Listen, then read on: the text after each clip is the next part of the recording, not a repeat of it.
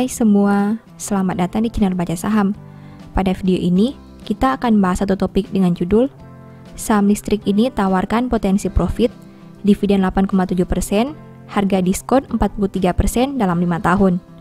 Untuk itu, simak video ini sampai habis ya, agar mendapat pemahaman yang utuh. Ada satu saham second liner yang punya banyak kelebihan dibanding pesaingnya. Saham ini punya dividen yield sekitar 8,7%.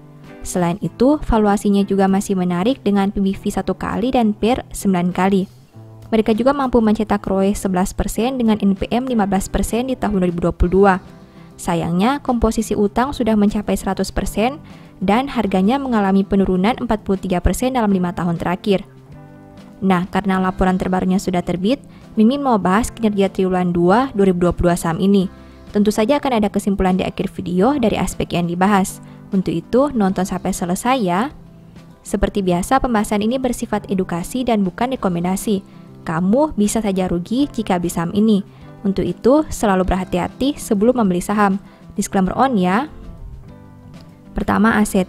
POWR punya aset 1.389 juta dolar di tahun 2022. Sedangkan di tahun 2021, asetnya berjumlah 1.358 juta dolar.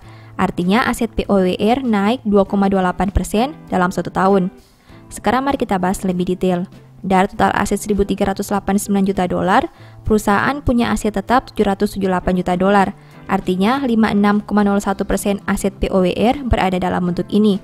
Jika dibanding tahun sebelumnya, pos ini turun 1,02%. Selain aset tetap, ada juga kas dan setara kas. Dari total aset 1.389 juta dolar, perusahaan punya kas dan setara kas 247 juta dolar. Komponen ini punya porsi kedua terbesar di dalam aset POWR. Jika dibanding tahun sebelumnya, pos ini turun 10,83%. Kedua, liabilitas. POWR punya liabilitas 697 juta dolar sampai triwulan 2 2022. Sedangkan di tahun 2021, liabilitasnya berjumlah 660 juta dolar. Artinya, hutang POWR naik 5,61% dalam 1 tahun. Nah, dari total liabilitas 697 juta dolar, perusahaan punya utang wesel 543 juta dolar.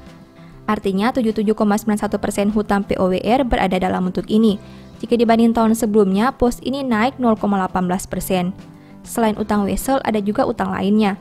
Dari total liabilitas 697 juta dolar, perusahaan punya utang lainnya 43 juta dolar.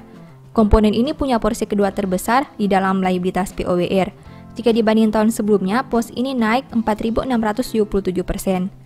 Ketiga, ekuitas. POWR punya ekuitas 691 juta dolar sampai triwulan 2 2022. Jika dibanding tahun sebelumnya dengan angka 698 juta dolar, berarti ekuitas POWR turun 1%. Dari total ekuitas 691 juta dolar, perusahaan punya saldo laba belum digunakan sebanyak 284 juta dolar. Artinya 41,10% ekuitas POWR berada dalam bentuk ini. Jika dibanding tahun sebelumnya, pos ini turun 0,70%.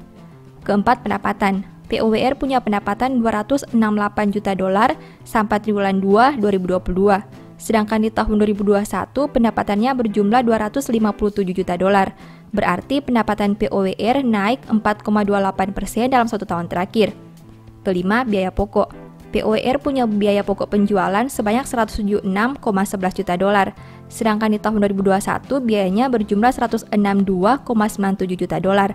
Berarti biaya pokok POWR naik 8,06% dalam 1 tahun terakhir.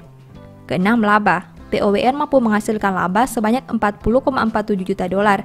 Jika dibanding tahun sebelumnya di angka 40,3 juta dolar, berarti laba POWR naik 0,42% dalam 1 tahun terakhir. Ketujuh, rasio keuangan. POWR punya ROE 11,70% dengan NPM 15%. Sedangkan untuk sisi resiko, saham ini punya DER 100%. Rasio keuangan perusahaan ini terlihat baik hingga pertengahan tahun 2022 ini. Hal itu karena terjadi kenaikan laba dibandingkan tahun sebelumnya. Tapi harus diingat bahwa DER perusahaan ini sudah 100%. Artinya jumlah utang dan modalnya sudah sama banyak. Kedelapan, valuasi. Saham ini punya PER 9,3 kali dan PBV 1 kali.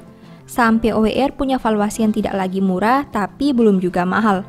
Angka PER dan PBV saham ini berada pada angka yang bisa dikatakan normal. Tapi harus diingat bahwa valuasi bukan satu-satunya tolak ukur dalam mengambil keputusan. Analisa juga komponen yang lainnya ya. Setelah melihat pembahasan tadi, ini kesimpulannya. 1. Naiknya pos investasi membuat total aset bertumbuh. 2. Penambahan utang lainnya menyebabkan kenaikan total liabilitas. 3. Berkurangnya saldo laba dan kerugian nilai investasi berdampak pada penurunan ekuitas. 4. Laba bisa naik karena ada penurunan beban lainnya dan beban pajak. 5. Rasio keuangan cukup baik. 6. Valuasi tergolong wajar. Demikian analisis singkat saham POWR berdasarkan laporan keuangan triwulan 2 2022. Selalu ingat bahwa pembahasan ini hanya dari sudut pandang pribadi. Tidak ada jaminan pasti profit dan mungkin saja kamu bisa rugi jika beli saham ini. Sebagai informasi, di tahun 2022, Mimin menulis e-book baru dengan judul Cara Cepat Analisa Laporan Keuangan. E-book ini ditulis karena Mimin lihat banyak pemula yang masih bingung dengan cara menganalisa laporan keuangan. Kalaupun bisa analisa, biasanya menghabiskan banyak waktu karena harus membaca laporan keuangan yang sangat tebal. Dengan terbitnya e-book ini, diharapkan kamu bisa menganalisa laporan keuangan secara mandiri dan tentunya tidak membuang banyak waktu.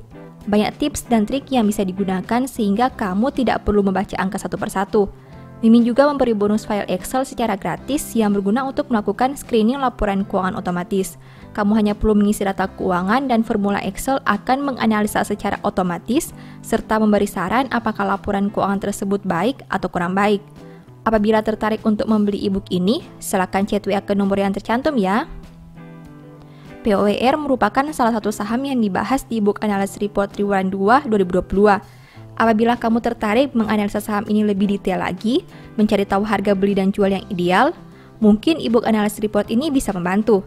Untuk info pembelian, silakan chat WA ke nomor yang tercantum ya. Demikian informasi pada video ini, semoga bisa memberi manfaat kepada kamu semua ya. Oh iya, saya mau menyampaikan bahwa sekarang Baca Saham punya 3 e-book tentang saham yang mungkin saja bisa berguna bagi kamu, yaitu Strategi Nabung Saham, Analysis Report, dan The Stock Market. Berikut perbedaan antara 3 e-book tersebut. E-book Strategi Nabung Saham berfokus pada pembahasan teknik, money management, dan semua hal yang berhubungan dengan nabung saham. Poin intinya bisa dilihat pada tampilan berikut ini. E-book Analysis Report berfokus pada hasil analisa fundamental 12 saham pilihan berdasarkan laporan keuangan terbaru. Poin intinya bisa dilihat pada tampilan berikut ini. E-book The Stock Market berfokus pada panduan bagaimana menganalisa fundamental suatu perusahaan dan money management yang baik. Poin intinya bisa dilihat pada tampilan berikut ini. Apabila kamu tertarik membeli salah satu dari 3 e-book tadi, silakan chat WA ke nomor yang tertera di layar ya. Ingat, hati-hati terhadap semua jenis penipuan yang mengatasnamakan baca saham. Baca Saham tidak pernah mengelola dana ataupun melakukan penjualan produk di luar Instagram, YouTube, dan Telegram resmi Baca Saham. Sebagai penutup, saya mau mengutip satu statement yang semoga bisa menjadi semangat bagi teman-teman. Jika engkau tawar hati pada masa kesesakan, kecilah kekuatanmu. Thank you.